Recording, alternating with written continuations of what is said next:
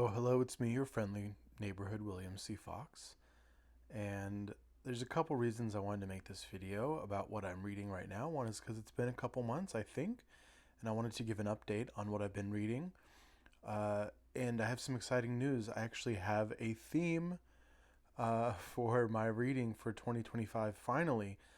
Last year, 2024, was my year of China. I read about Chinese current events in history as sort of the main thrust of my reading. And this year, I hadn't quite settled on a theme until recently. So that's exciting. The second reason is because I had this summer shirt, and summer's almost over, so I thought it made sense to wear it to in a video before it was strange to wear it at Christmas time. Maybe a third reason is because I got a little adapter for my Rode microphone and I was able to plug it now in directly to my iPhone, so this will give me an idea of what it sounds like. Yay, you don't care about that. You want to hear about what I'm reading. Maybe. Otherwise, why have you put on this video? So, I wanted to talk about what I've been reading. First, I wanted to talk about what I finished. I don't think the last time I gave an update I had finished the Dune series. As of today, I have not finished every single Dune book, but I've read nearly every book that Frank Herbert was involved with before he passed. And I think I've decided to go ahead and stop reading at Heretics. That was the last book that I started, which would be the fifth book in the series. I got immediately bored and couldn't bring myself to get through getting to know even more characters that I wasn't familiar with after reading the first four books. If you're unfamiliar with the series, you get to know some characters in books one and two, and then they're gone. And then three and four, you have a new set of characters, main of protagonists, and so I felt like I was pushing through Children of Dune, which is the third book, in order to read God Emperor of Dune, the fourth book, which was worth the wait. It was a spectacular book. It raised a lot of questions about what is utopia and if utopia, if it were to come, could actually be called such. And those kind of high minded concepts are excellent to me, and especially because the high minded concept is not wrapped up in this universe threatening big story, but is told in what is effectively a very small personal tale about a limited number of people in a very specific place. So you get these grand themes, but you also have this. You have a sense of scale within a small place in time, which I really appreciate. I've also been working on a book called, speaking of China, Autumn in the Heavenly Kingdom, which is about the Taiping Rebellion, which, funny enough, took place in roughly the same time as the American Civil War. However, this was a Chinese civil war between the what was called pejoratively the Manchu Empire, the Qing dynasty, against an kind of a radical and bizarre Christian upstart group that ended up occupying major cities in China, and the death toll in the Chinese Civil War is just huge, and we don't hear about it too much, and it's dang fascinating and frankly quite bizarre. And it's this pivotal moment in Chinese history, dare I say, in which, had the rebels won, China would be an extraordinarily different place today in any event. I haven't quite finished that book, so I can give a full review and summary perhaps in my next update, but I've been working on it intermittently because I own the book. So when I get books that I've been waiting on from the library, I go ahead and prioritize those. And then if I'm waiting for something else, then I'll go ahead and go back to reading Autumn in the Heavenly Kingdom. So I've been kind of inching my way through that book. I also checked out a book called The Brief History of the World in 47 Borders. I saw it and I kind of suspected it was a cash grab because it struck me as like a YouTube video title. And then I started reading it, and it basically amounts to that. It's a coffee table book, perhaps at best. I saw it at a local bookstore here in DC called Kramer's, and I put it on a list just to check out to see if it was actually worthwhile. And I can't, in good faith, recommend it. I am not one to write off geography as something that moves history. or politics. Of course not. But I am one to be suspicious of content that centers around these sorts of things like flags or borders, because these are things that are often just ways to hook audiences and appeal to like lowest common denominator, and therefore content creators, including myself at times, flock there in order to try to attract a big audience rather than being deeply interested in the subject matter. So I can't recommend that book. Another piece of fiction, The Left Hand of Darkness by Le Guin. I'm not sure how it's pronounced. You can make fun of me if you want, but I've only ever read the name. So if you've heard it somewhere, rather than having read those books, then maybe you know how to pronounce it better.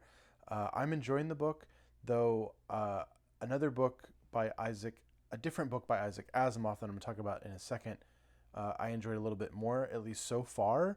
The great thing about The Left Hand of Darkness is that it feels deeply exotic. So the book is about a diplomat from a galactic empire or federation that goes to a new planet, an ice planet, a planet that's particularly cold.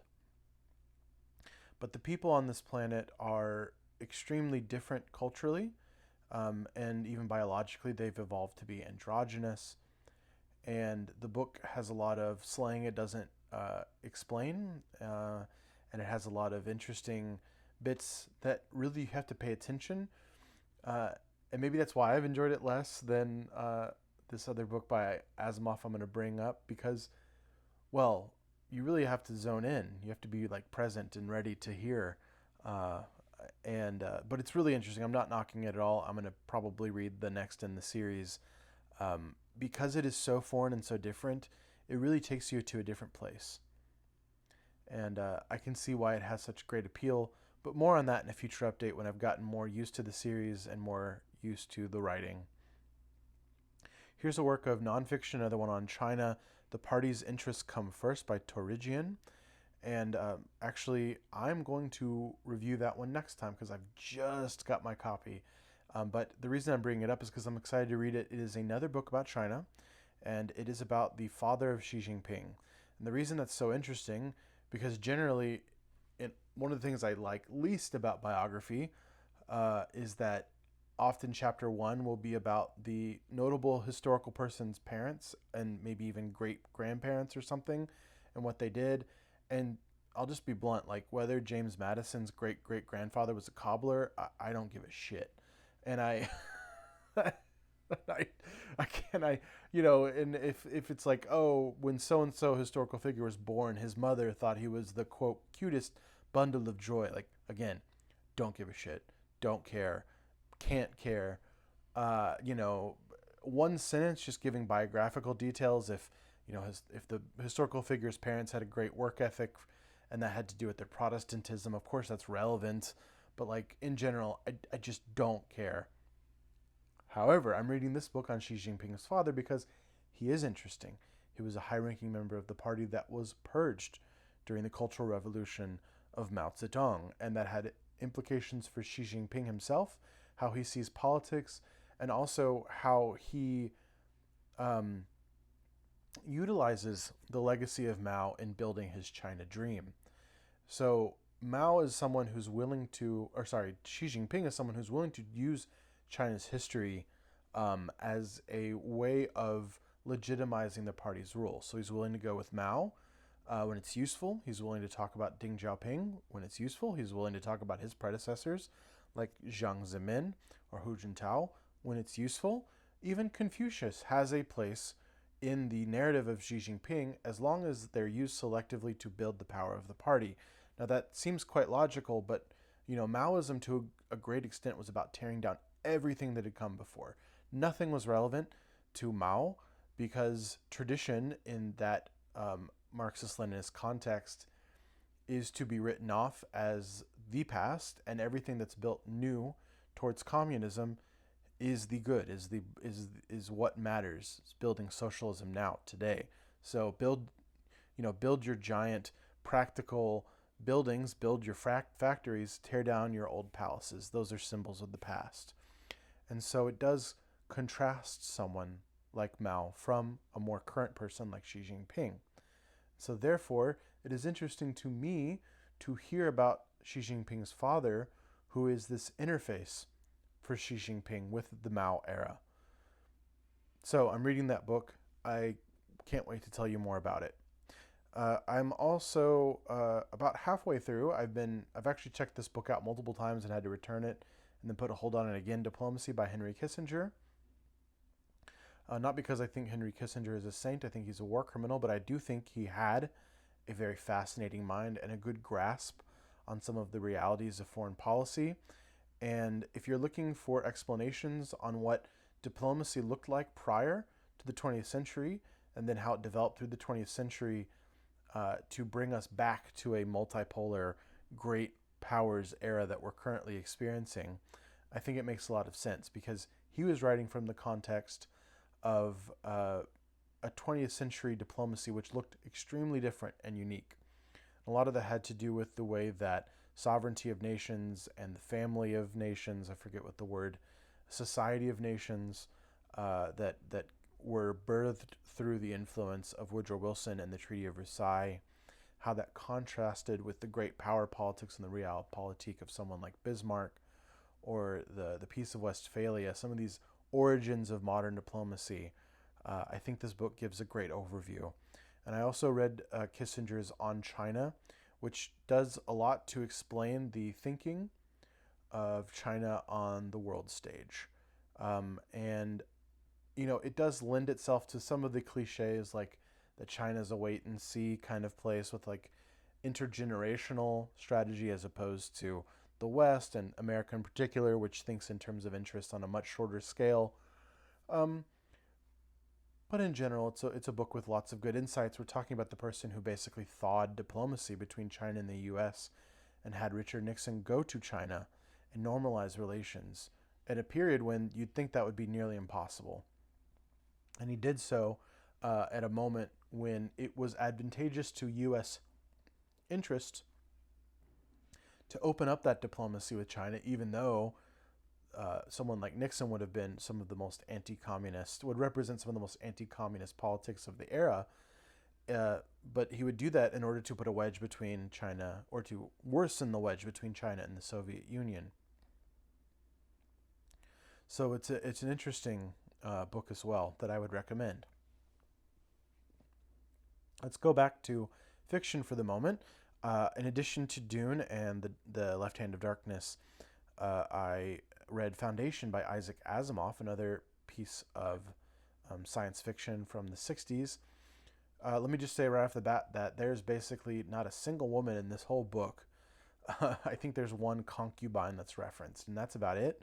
So if that's going to turn you off to science fiction, if that's going to break the fourth wall for you and break your disbelief, then I wouldn't recommend it. However, it is a very fascinating book, and to describe it in too much detail would probably function as a spoiler, but let's just say that it is a series of vignettes through different time periods that each relate to the other, and the overall premise is deeply fascinating.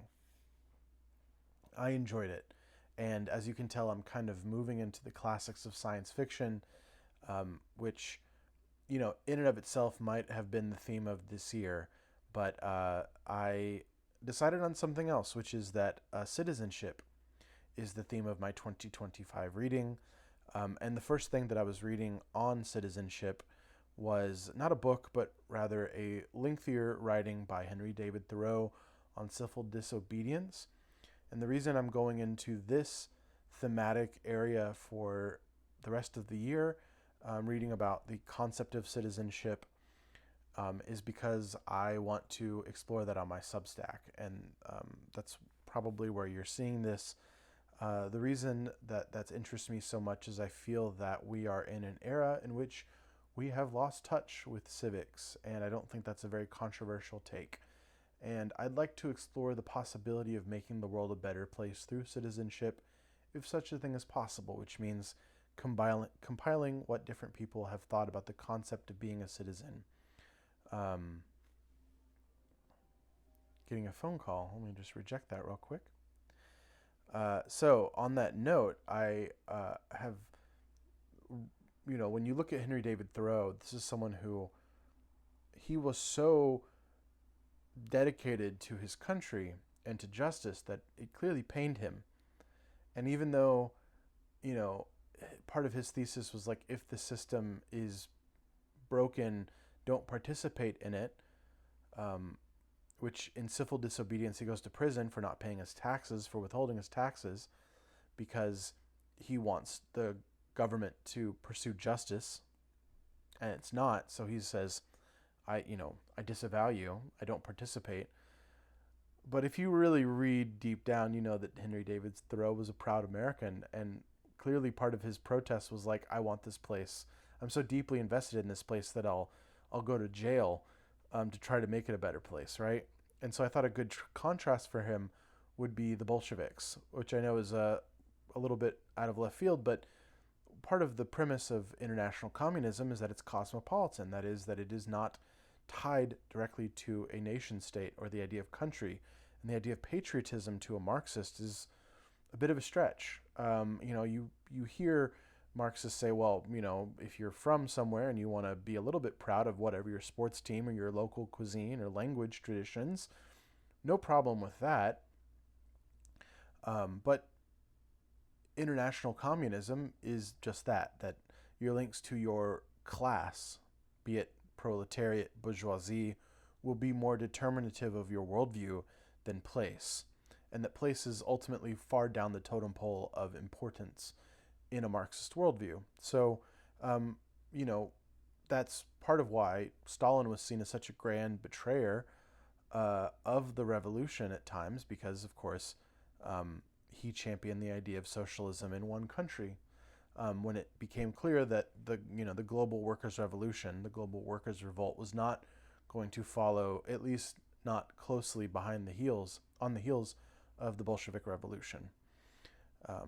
So I have been reading a little bit of Trotsky, his History of the Russian Revolution, which is a 1930 work, and Results and Prospects, which is his 1906 work, which introduces the concept of permanent revolution. And so I'm also reading a little bit of Rosa Luxemburg and her response to a Marxist revisionist whose name slips me at the moment, but he was someone who would be the early social democrat model, that is, a reformist. The idea of working within the confines of capitalism to incrementally reach towards socialism and therefore eventually reach towards communism. So anyway, that's part of my reading right now as well. Those two books by Trotsky, History of the Russian Revolution and Results and Prospects. More on those in future updates when I've actually done that writing on the concept of citizenship from a Marxist perspective, to contrast, I think, nicely with Henry David Thoreau. I also read a biography recently of Reagan by a guy named Max Boot. I didn't finish the biography. I gave it back to the library. Like I've probably said 100 times, if you're familiar with me, I'm not a huge fan of the genre biography. And I wanted to enjoy this book. I thought the author did a good job of setting up Reagan. So the opening, it's either the introduction or chapter 1 is sort of a grappling with Reagan's legacy. I think that's the most useful part of the book. And I'll be real, once they got into like early life about, what kind of radio broadcasts Reagan did or who his parents were, like I mentioned earlier, and like I've mentioned 100 times, my eyes glaze over. I just don't care. And I started to read some of his earlier, I basically started skipping ahead in the book to like, what was he doing as governor of California? What was he doing in the conservative movement when the Goldwater years were going on, and when he was out stumping for Barry Goldwater as Goldwater ran against Lyndon Johnson? That part interests me. But I ended up kind of abandoning the book, realizing like, okay, I got the author's perspective on Reagan's legacy early, and, I heard a little bit about his, early political activity. It just didn't feel like something I needed to finish, to be totally honest. And I like to keep things moving. One of the lessons I've learned about my reading is like, don't force it, because it's just not going to happen. Another book I abandoned was Mythos by Stephen Fry. But now that I'm saying it out loud, I think I talked about it in my last reading update, so I won't talk about that in any detail. Nothing against Stephen Fry, the book. I just don't give a shit about Greek mythology either, I've learned, no matter how many times I try to care. I read Our Dollar, Your Problem by Keith Rogoff. Ostensibly, the book is about the dollar as the standard global currency and how there are efforts to bring in the Chinese currency, or there was fear in like the 80s that the Japanese currency would overtake the dollar, or examining the concept of the euro as an alternative to the dollar. Well, let me just tell you about this book. It's worth reading, but the issue that I have with it is that it is not a single argument about the history of the dollar as the global standard currency, nor does it really address directly threats to the dollar as a currency, at least not in a chronological, argumentative way. It's more like a series of vignettes from this guy who is undoubtedly very smart and who works for the IMF. And so a lot of the book is just like vignettes about his travels and like little anecdotes about his life that would give insight into this issue of the dollar. Like he talks about meeting, I think, someone high up in the Bank of China or something. He like goes to Shanghai and meets this person, and he talks about like, oh, I was giving a lecture and the students had this question for me. And okay, dude, how can I say this? Like, I think having, like, I give personal anecdotes when I'm making my videos. I'll say, oh, and I encountered this question when I was working at the German embassy. And I'm sure that is annoying to some people because they're like, I don't care about you. But for me, it's about saying, like, it's about two things. One, it's about kind of giving a sense of authority. Like, I know this because I've worked in this field, or I was grappling with this in my career in academia.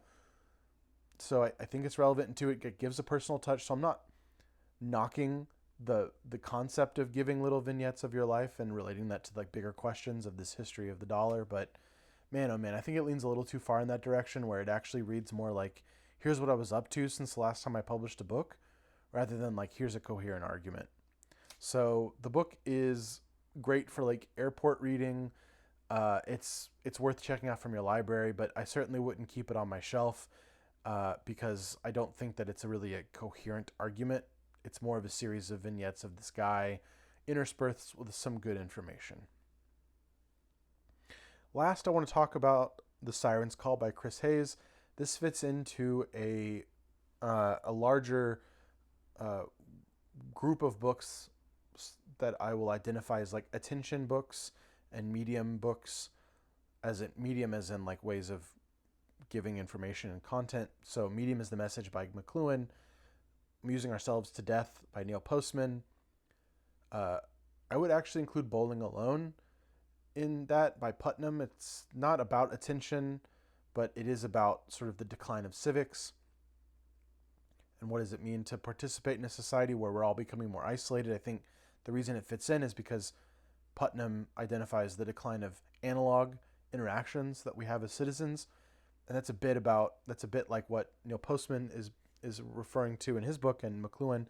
So without getting too lost in the weeds on all those books, there is another book by the author of the Gray Area podcast, Sean Illing, which name escapes me at the moment. That's a bit about the attention economy and how digital mediums fit into that picture, because Postman and McLuhan are writing about an era before like smartphones. And Siren's Call by Chris Hayes is about the attention economy. It's about cell phones. It's about algorithms. And it's about the commodification as such. And I think there's some interesting ideas in the book. I would recommend it. So he does talk about attention as and he compares it to commodities in the Marxist paradigm.